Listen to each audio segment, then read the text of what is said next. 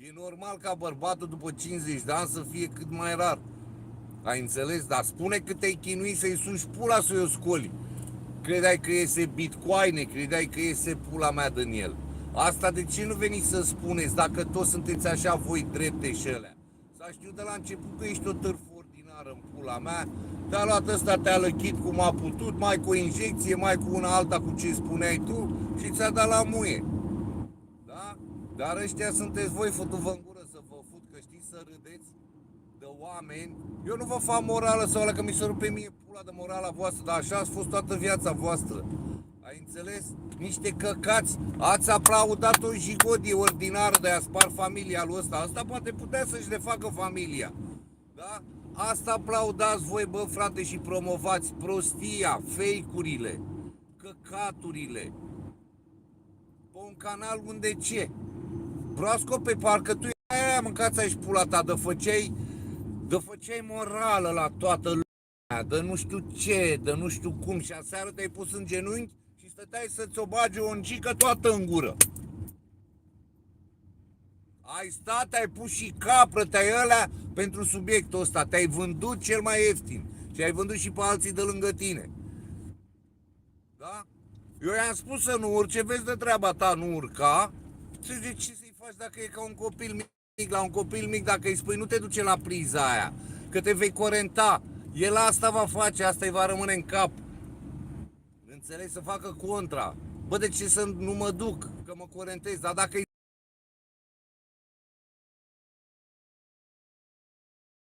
asta s-a întâmplat, du-te să te corentezi. Dar ți-a băgat-o în cică, a luat și te-a întors și cu craci în sus, moralista YouTube-ului, te-ai pus și capră. Ha, ha, ha, he, he, he. He, he, he, he, he, he. Oncică, ce să-i faci? He, he, he, he. Oncică, îți dai seama ce ai făcut tu, ce subiect ai adus pe YouTube tu. Cine e Imperialul? Toți îl știam cine e și tu știai cine e, toată lumea știa. Că mai sunt printre noi oameni din ăștia de vârsta a treia în pula mea, de nu le vine să creadă că iese și se dă aroganță și stil, sau mai sunt copii în pula mea 17, 18, 20 de ani prin chatul ăsta sau prin chaturile care au fost și nu le vine să creadă că le ia fața cu un teanc de dolari fake după internet, cu o mașină în leasing, cu o armă care trage, ce are, face, drege, cine e, l-a pupat în cur, l-ați pupat degeaba 5 ani de zi, v-ați săturat să-l pupați în cur și uite ce s-a întâmplat.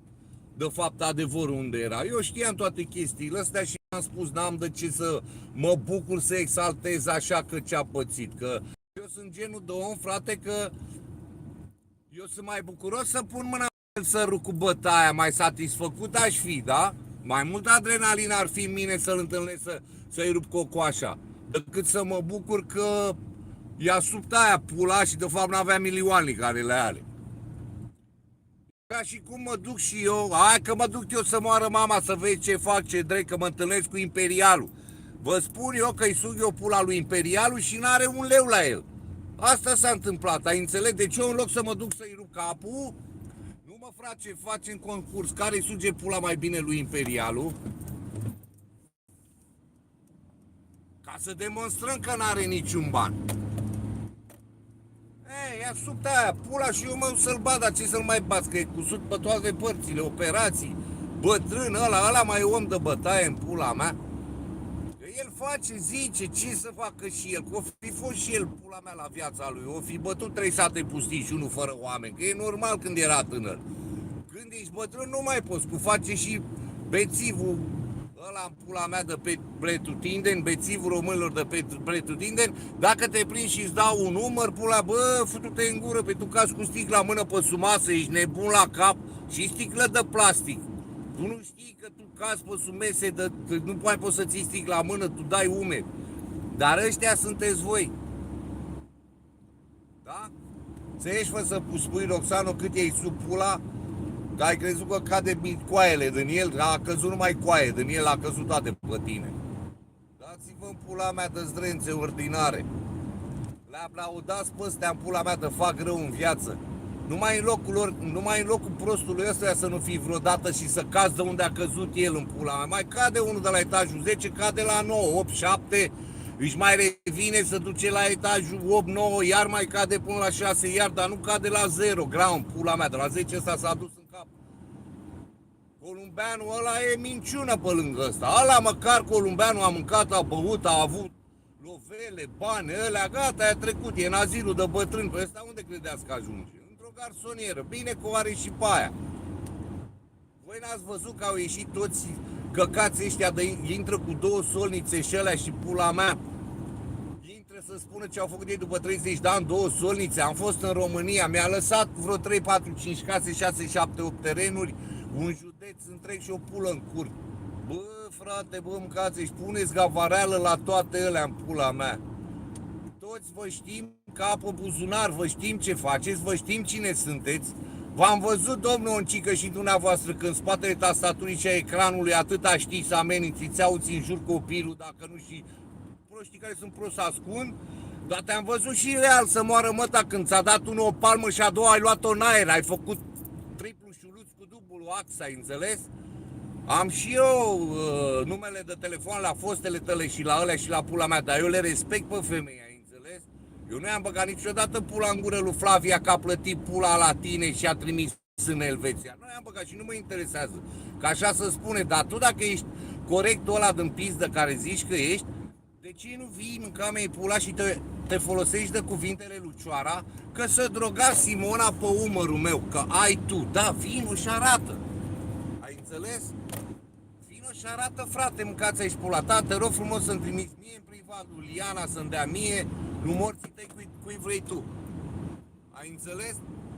Ăsta ești tu, stai să vezi ce-ți fac, stai să dau canale jos, stai că pula mea îți fac program, așa ați rămas de acum 6-7 ani la atitudinea asta pe care o aveți. Nimic mai mult, ați avut un zid în față care n-ați putut să treceți de el niciodată. Ai înțeles? Ați rămas graficiani în Pardoseli, graficiani în Cărămizi. Asta ați făcut în 7 ani de zile. Băi nene, sunt graficianul șef în Cărămidă, să moară mama de n-am și 3 angajați. Am evoluat, asta fac eu, ca și rocambole. Da, sunt sudorul șef după platformă, dar în timpul ăsta am reușit să fac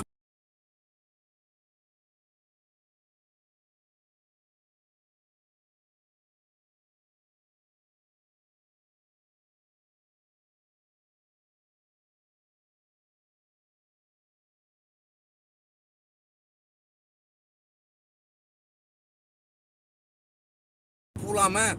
Hai să fac să-ți sudăm băganea în pula mama. Normal că te duci și ei la lucrare. Știi cât să iei? Iei 10.000, le dai și la ăia 2.000 cu 2.000 și să-ți iei 6.000. Nu faceți, fraților, nimic și n-ați făcut și nu o să faceți niciodată. Graficianul ăsta în pula. Oncică, tu ești pielea pulică, tu dacă n-ai avea, tu dacă n-ai ști să închizi canale, să-i satisfaci pe alții, tu dacă n-ai venit cu subiecte din astea, tu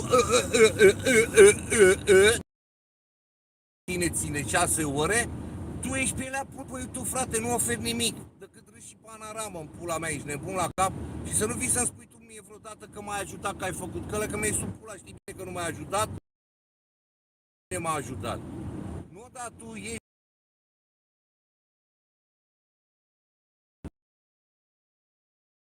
băi, că m-ai pus în legătură cu cineva și ăla, asta nu înseamnă că ne-am împăcat. Eu când te prind îți rup capul și ai spus, frate, sunt conștient că îmi rup capul, dar până să-mi rup capul, hai să facem chestia asta. Ai spus-o. Da? Ăștia sunteți, bă, frate, niște nei ca mea. Bă, e bine că te-ai urcat acolo, că nu-i ajungea lui asta, cum îi zice, lui Proasca, nu-i ajungea câtă pulă luase de la ăsta, ai luat și tu mâncați, te-ai dus să ajungi să împărțiți pulele amândouă. Bravo, mă bucur ca să vezi că puteai să faci live la tine, puteai să-mi zici mie să fac un live în care să vorbești nu știu ce. Dacă ai luat curva la pulă pe Roxana, ăla a turbat, îți dai seama, ia uite bă, am adus-o pe aia, pe curva aici să fac, nu ai luat-o la pulă, ți-ai spus părerea. 5 în 5 minute. Deci din 5 în 5 minute. Așa ceva nu se face peste un an, asta e iar măritată, e cu altul și poate are și copil și altă familie. O doare în pulă de YouTube ăsta peste un an, că a ieșit să spună îți dai seama, imperialul pielii pulii. De-aia ți-am zis de 1000 de ori, bă nene, amuză-te cu fraierii, uite-te la ei, vezi ce fac ălea, nu mai pune botul, nu mai urca, numai că nu e de tine, că tu ești altfel. Frate, nu, când te bagi într-o aca de pro și de mâncători de căcat și de porci, te mănâncă porci. Foarte bine că te-au mâncat porci aseară. Ai înțeles? Foarte bine că te-au mâncat porci. Da? Deci odată îi spui lui Roxana că nu e bine ce a făcut, dar pe altă parte înțelegi că o fi fost și ea înșelată și păi normal că pula mea, care e problema care a fost înșelată dacă nu se potrivesc? Să duce bărbatul, fute, nu e normal? Voi nu v-ați futut? Voi ați fost sfinte în pula mea? Ați fost sfânta pizdă? Ce ați fost, mă, frate, să moară mama? Că să fac kilometri de cale ferată, sunteți nebune la cap și ați ajuns acum pe ori... Nu mai înțeleg nimic, să-mi bag pula de mai înțeleg și pe aia, că nu mai înțeleg, mâncați aici pula. Îi spune lui ăla, mi-aș dori să mă cunoști în realitate după 5 minute, după 20 de secunde. Face. Că n-am zis eu că să mă întâlnesc cu tine sau... Și ăla te-ai luat la mișto și la Caterinca, că el și că mă face pe mine gelos. Bă, frate, uite-te, bagă pe Google, că oricum nu știți, voi sunteți de 20 de ani în Anglia și nu știți engleză, dar bagă pe Google să vezi ce înseamnă titlul meu. Că asta ați fost și au căzut după masa mea firimituri, ați venit să luați și voi. Asta mai târziu, ce să va face ăsta oncică? Înțelegi? Gabi. Ce va face Gabi? O să iasă la interval vreodată și o să zică, mai aveam un pic și ți-o futeam pe aia în live. N-ai văzut? Ți-o luam, ți-o făceam. Simona nu știe chestiile astea. Ea a plecat așa, știi, ca rața pe baltă, mai în spate nu puteai să te duci, merdă.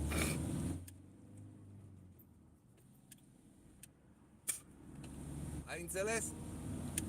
Nu știe femeia că nu le are cu din astea cu Caterinca. El încerca, cotoială din aia. Ce aveai, mă, fătute în gură? Erai în călduri. Înțelegi? Încerca cotoială din aia, pula mea.